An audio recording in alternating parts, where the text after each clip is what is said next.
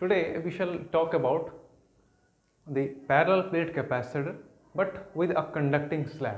Earlier we had a capacitor that was only parallel plate capacitor, and we are simply adding little more speciality, that is placing a conducting slab between the two plates of the parallel plate capacitor. You know, a pair of oppositely charged plates, one is being grounded, is simply what?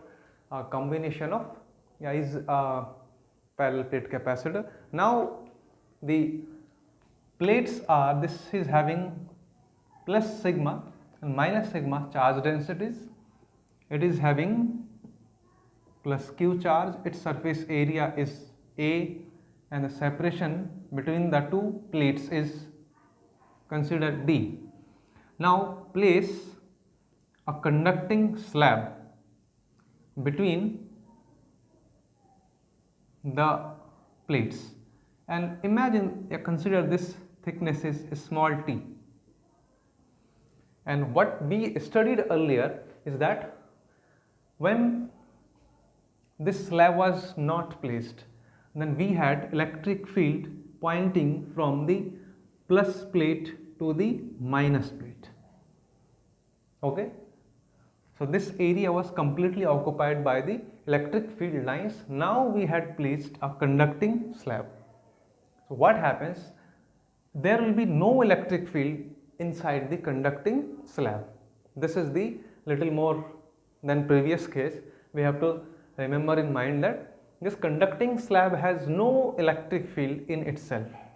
An electric field exists only in the region where there exists air or vacuum, and that region is where, that is the region between the plate and the slab. It means this is the region shown by the curved lines where electric field lines exist from plus to minus direction, but there will be no electric field inside the conducting slab. Be sure of it, what we are doing. So there will be no electric field in a region whose thickness is T, and simultaneously what we had, the area of this slab, that is side area, is equal to that of the plates of the capacitor. So we have two regions, one region this and this where electric field exists, and this is the region where there is no electric field, and this is the region where electric field is not zero. If figure is clear, then everything 70% is clear. Okay, and this is same as here, electric field will not be equal to 0. So for capacitance, we know that the capacitance C is given by total charge upon the potential. So we have already the charge present here, that is plus q, and we have to find what the more important thing is, potential between the two plates. And for that, what I told earlier is that we have three steps to find capacitance. That is, first to find electric field. Number one, we have to find electric field. Number two, we have to find potential difference between the plus and minus plates, or the concerned plates between whom we are going to find the capacitance. And third step, use this formula. So second step is to find V. So to find first step, what we have to do, find the electric field. And electric field between the two plates is only occupied, the occupying region, which one? This region and this region, and the green zone is completely free of electric field lines. So what is the value of that electric field between the two segments? So electric field is given by, suppose this is E naught, electric field equal to sigma over epsilon 0. Epsilon 0 is the permittivity of the space between the that of the free space. Okay, and now sigma is equal to what? Total charge upon A, that is sigma and epsilon naught. Now what is the potential?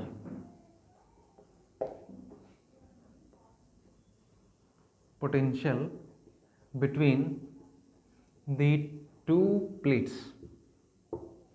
How much is this? V is equal to electric field E naught multiplied by the gap between the two plates. And now remember one thing, in or up to what region the electric field exists, that is this region is completely free of electric field. So electric field must lie in a region of length d minus t. So this is our effective length or area where the electric field exists. So potential between the plate is magnitude of electric field and the gap between the plates, which is effectively having electric field in it. So that is d minus t. Okay, 90% is done of the job. So this is potential is calculated, and firstly we did what? Electric field, which is equal to this sigma over epsilon naught, and q equal to q upon A is your what? Sigma, charge density. Now finally the capacitance of the plate capacitor. Capacitance C is equal to what? Total charge upon potential, and charge is this, and V is equal to this, that is E naught d minus t. So this is giving us one more step, q over E naught is equal to q upon A into sigma, that is q over A epsilon 0. This cancels out. Okay, this is the value of electric field, and one more thing, that is d minus t. So this term simply goes at the top, and we are having capacitance equal to A epsilon naught and d minus t. Okay, so what else? That is the 99% of the job done. Now take d common out, there is A epsilon naught, d is out, 1 minus t over d,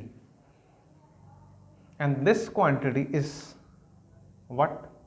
That we learned in the parallel plate capacitance or capacitors.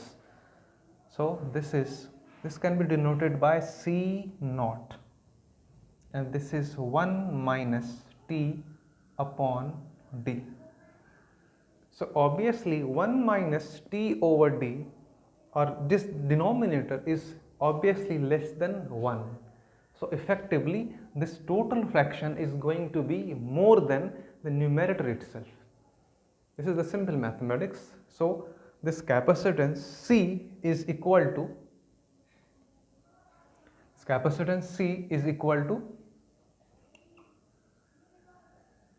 or this will be more than,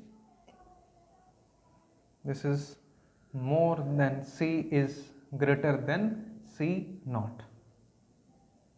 That is what? Final conclusion is that when a conducting slab is placed in between the plates of the parallel plate capacitor, its capacitance becomes more than the C naught, and C naught is what? Capacitance of a parallel plate capacitor without slab or with vacuum or air. So whenever we put any conducting body, obviously we will get a capacitor of higher value. Okay, we had seen that the capacitance is greater than that of the C naught. So C is equal to C naught over 1 minus T over D. Now consider a case if T is equal to D. So what? It means we have placed a conducting slab whose thickness is equal to that of the gap between the two plates. Then this formula takes the form like this, that is C naught over 1 minus d over d. Okay, that is C naught over 1 minus 1 equal to C naught over 0 equals to infinity. That is, the capacitance becomes infinite or infinite when we place a conducting slab between the two plates, or this can be done by connecting the two plates via a metallic wire. Again the same result comes.